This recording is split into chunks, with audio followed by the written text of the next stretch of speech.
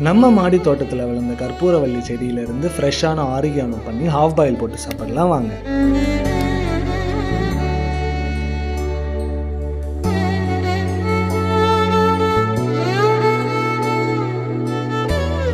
கற்பூரவள்ளி இலையை வாஷ் பண்ணி ஒரு பேனை மீடியம் ஃப்ளேமில் வச்சு நல்லா ட்ரை பண்ணி எடுத்தால் ஹோம்மேட் ஆரிகானோ ரெடி.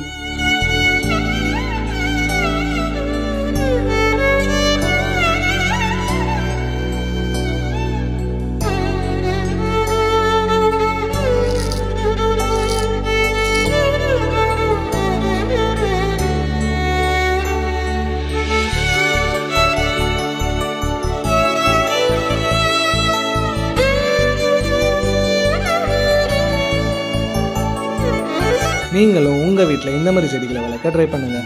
இந்த மாதிரி வீடியோஸ் பார்க்குறதுக்கு மறக்காமல் நம்மளோட சேனலை சப்ஸ்கிரைப் பண்ணிக்கோங்க. பாய் பாய்.